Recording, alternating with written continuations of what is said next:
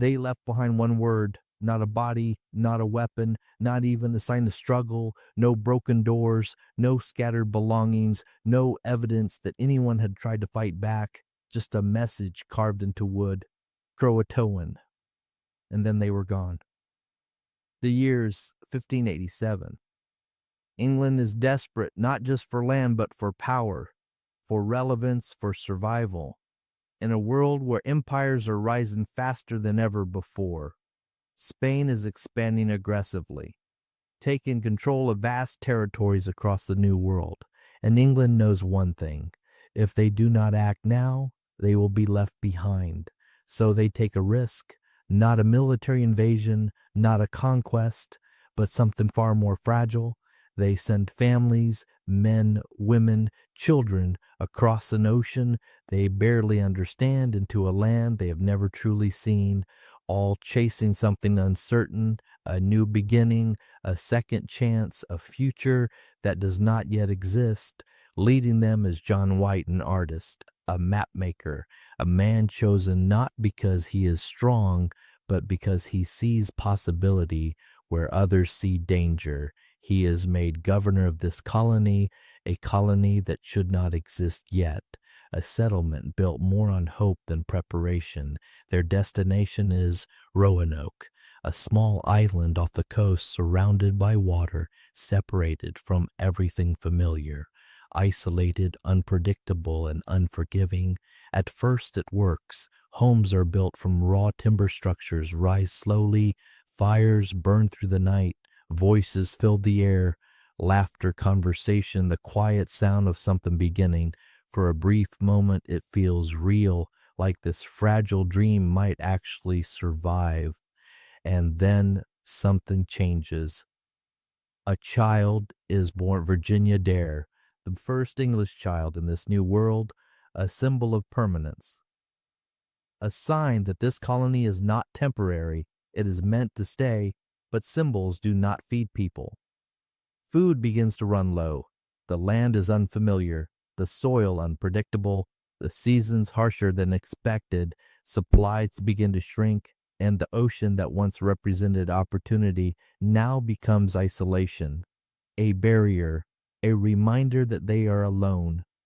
Tension begins to grow, at first quietly, then visibly. They are not ready for this world, not yet, and they know it, so a decision is made. A dangerous one. John White will leave.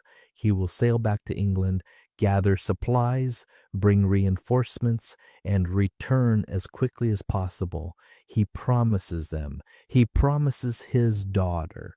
He promises his granddaughter. But promises mean nothing against forces beyond control, because when he returns to England, everything has changed. War erupts. England is preparing for invasion. The Spanish Armada threatens everything. Every available ship is taken. Every port is controlled. No one leaves. No one moves. White is trapped, completely, helplessly trapped. Days turn into months. Months turn into years. He tries to leave again and again and again. Each time he is denied. Each time he fails. 3 years pass, 3 years since he left his family behind, 3 years of silence, 3 years of not knowing. By the time he finally secures a ship, there is no excitement left, only fear, because deep down he already knows something is wrong. Something has gone terribly wrong. And whatever he is about to return to will not be what he left behind. The ship approaches Roanoke. John White stands at the edge, looking toward the shore, searching for something, anything a sign of life.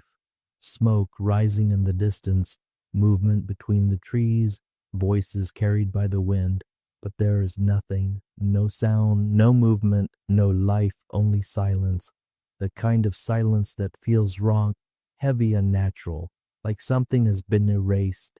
He steps onto the island and immediately he feels it. Something is not right.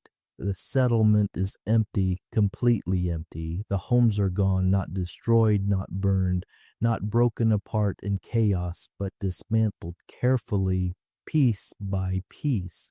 as if someone had taken the time to remove every part of their life. There are no bodies, no bones, no graves, no scattered belongings, no weapons left behind, nothing that suggests violence, nothing that suggests panic. It does not look like an attack. It looks deliberate, controlled, like a decision was made. White begins to search, faster now, desperation replacing confusion, looking for anything that explains this, any clue, any message. And then he finds it carved into wood, CROATOAN, nearby, just 3 letters, CRO. This was not random. Before he left, White made an agreement with the settlers. If they were ever forced to leave, they would carve a message. If they were in danger, they would carve a cross. There is no cross, which means one thing: they were not running. They were not being chased. They chose to leave. CROATOAN is the name of a nearby island, home to a friendly tribe, a place they had some connection with. For a moment, hope returns. Maybe they relocated. Maybe they found help. Maybe they survived. But hope does not last long. A storm begins to form, violent, unpredictable. The sea turns dangerous, the ship is damaged, the crew refuses to continue. They refuse to risk their lives. They force the journey back. White is taken away again, this time forever. He never sees his daughter again, never finds his granddaughter, never learns what happened, and neither do we. More than 400 years later, the mystery remains.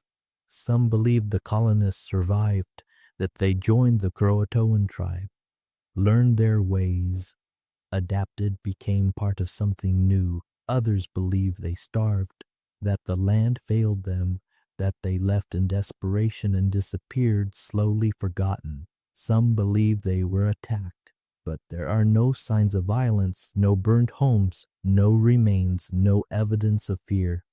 And that is what makes this story so unsettling, because the houses were dismantled. That takes time, planning effort, which means they were not running. They stood there together and made a choice. Imagine that final night. No chaos, no screaming, no panic, just silence. Families standing together, knowing they cannot stay, knowing help may never come. So they prepare.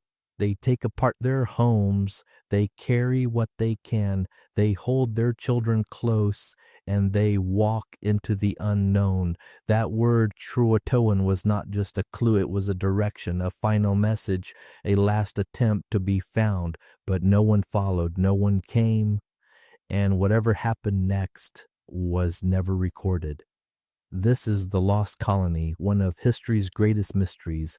But maybe it is not just a mystery. Maybe it is a story of survival or a story of quiet desperation, because sometimes people do not disappear because of violence. Sometimes they disappear because they have no other choice and the world simply never finds them. So the next time you hear the word CROATOAN, ask yourself, was it a clue, a destination, or a goodbye?